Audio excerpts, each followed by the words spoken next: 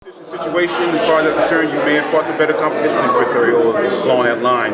Does that play into this fight from himself? I don't think it plays in. I think, he's a hell of a fighter. I'm a hell of a fighter. And I think the only thing that I give him the advantage of is experience. I don't concede to anything else as far as speed, power, his boxing IQ, any of that. I think, I'm just as good or better than him, but I will give him the advantage that he has more experience than me. But, I feel that, I'm learning each and every fight, and I've gotten tremendously better over the last 15 months. It's going to show on the 7th. Could it be a situation where you try to box him, bang, do all sorts of different things without giving too much of a game plan? What we're looking for from the 7th? You got to tune in on the 7th. All right. I can't give away my game plan, but I know Chris Arreola is coming.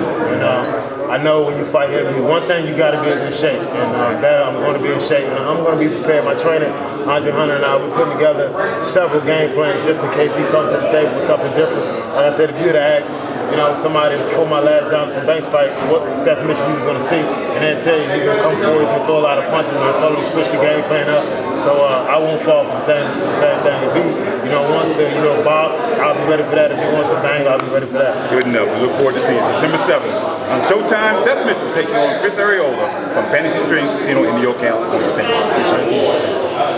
Seth, the word patience, how does it apply to this fight and to your game plan as the fight evolves? My thinking, in every fight you have to have, patience. It's a time to go in for the kill, and it's a time, just to, wait and see how things transpire, and I think that's going to be important, in this fight. I'm looking at it from all aspects, like I said. If Chris Arreola, if he applies a lot of pressure, we got a game plan for that.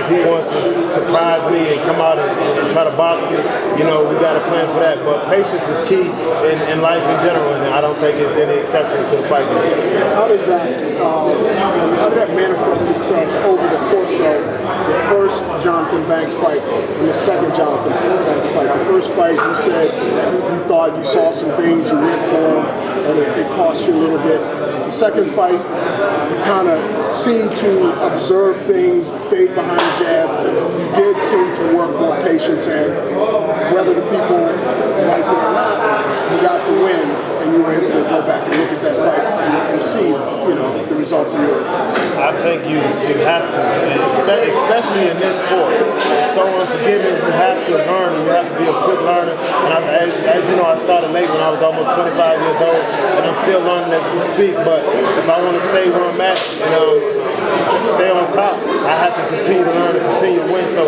patience was something that I needed to learn, and I couldn't wait 3 or 4 fights to learn patience because y'all won't be here today. I had to come out and I had to win the fight, and I had to show and prove, and you got to show it at a fast pace. On a scale of 1 to 10, what do you think are the chances of Arreola coming out and trying to box versus trying to come and walk right through you, which I think is 0 chance he'll come out and try to box. He can't win it. He won't win that fight. He can't win that fight.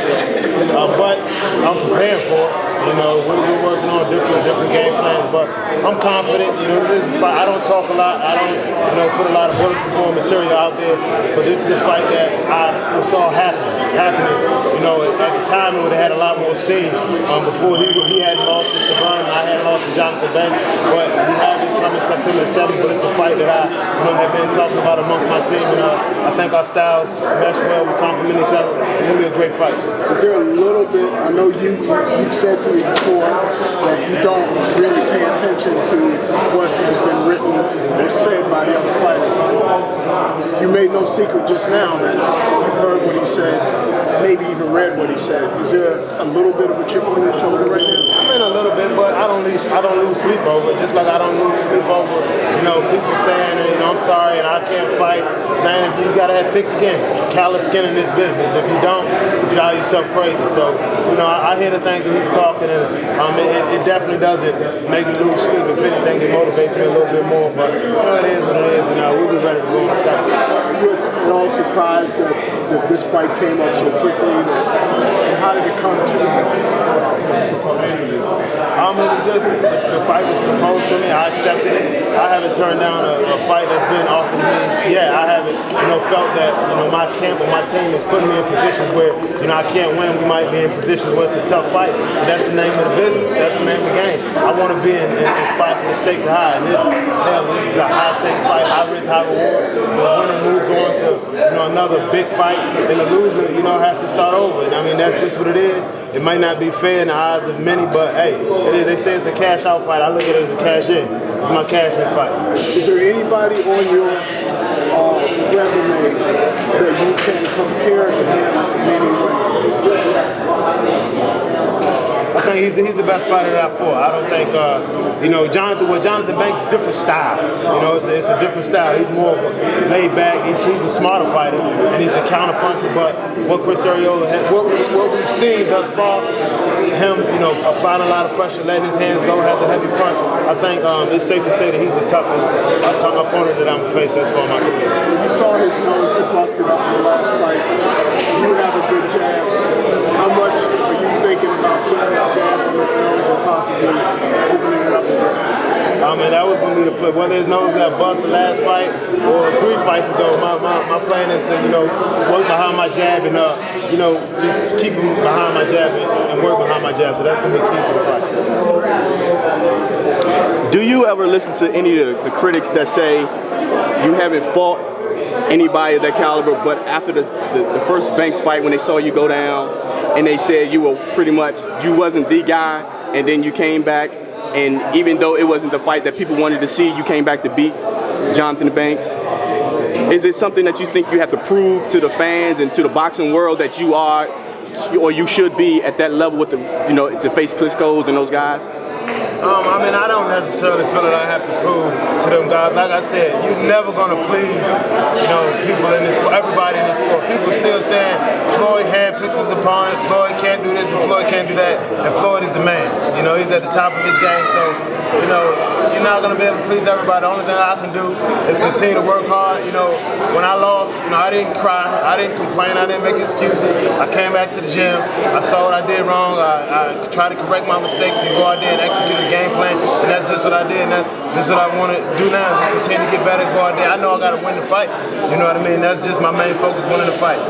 And as a professional, that being signed with a promotion company, and with that loss, was it ever a doubt or a fear in your mind that you could lose that spot with Golden Boy as far as being one of their fighters if you don't continue to win? I understand. One thing about me, people can genuinely like you and genuinely want you to succeed and want you to win.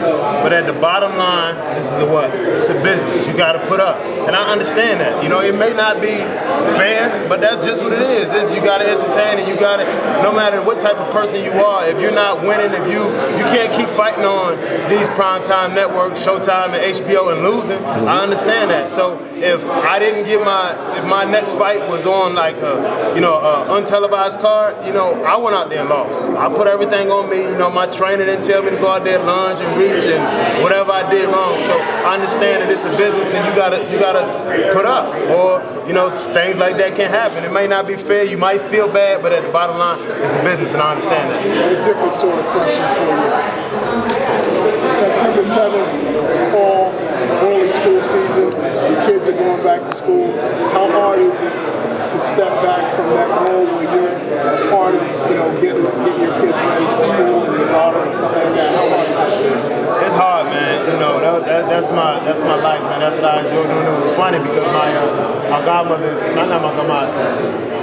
my wife's mother is down, and she picked the kids up. And usually I'll be at the gym when she come home. But since I had my workout, I was still home. When I opened up the door, they was like, "Daddy's home, Daddy's home." They usually getting ready for bed when I get home. So it feels good, man. That's what it's about, man. It's about my family. It's about my children. So how much of you was in the gym saying, I'm up in here being denied an opportunity to be with my kids, and Chris Arreola is a father who's going to pay for it? Hey, man, you got to try to find some motivation, and I use my kids as a lot as motivation when I'm out there running, when I don't feel like running. I think, that people find certain things to motivate them, and that's one thing that I get really motivated about, not by the trash talking, and not how about when I look and I see my kids and I know why this is a rough sport, it's a rough business, and why I'm, putting my body through this transformation, why I'm taking punches in the face, and who likes getting hit in the face? I don't, you know what I mean? So I use that as motivation.